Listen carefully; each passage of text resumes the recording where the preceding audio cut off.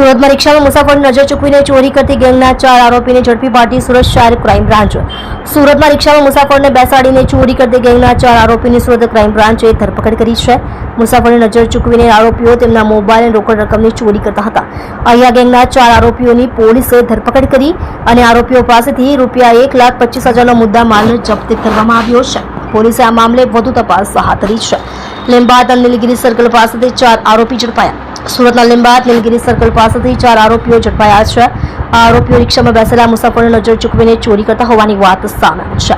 આસિફ શેખ, અફઝલ શેખ, ઇઝરાઇલ ચૌહાણ અને ઇમરાન શેખની પોલીસે ધરપકડ કરી છે। આરોપીઓ ચોરી કરવા માટે વહેલી સવારે 4 વાગે નીકળતા હતા અને એકલ દોકલ મુસાફરોને બેસાડી ચોરીને અંજામ આપતા હતા। અહીંયા ગેંગ સામે અત્યાર સુધીમાં 22 ચોરીના ગુના નોંધાયા છે। 22 ગુના ચોરીના નોંધાયા છે।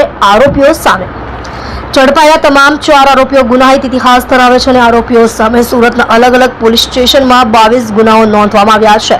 મુસાફરનું ધ્યાન ચૂકવીને તેમના પર્સ અને મોબાઈલની ચોરી કરવામાં આવતી હતી। ક્રાઇમ બ્રાન્ચને આ બાબતની જાણ થતાં તેમણે વોચ ગોઠવીને વહેલી સવારે આરોપીઓને ઝડપી પાડ્યા છે।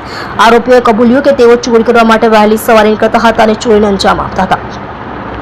25 મે 2024ના રોજ આવી એક રિક્ષા ગેંગ ઝડપાઈ। સુરતમાં રિક્ષામાં પેસેન્જરને બેસાડીને શિફ્તપૂર્વક ચોરી કરતી ગેંગે તરખાટ મચાવ્યો હતો।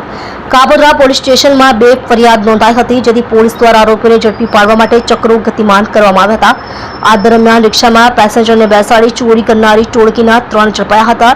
તેની પાસેથી રોકડ રકમ સહિતનો મુદ્દામાલ કબજે કરી લેવામાં આવ્યો છે।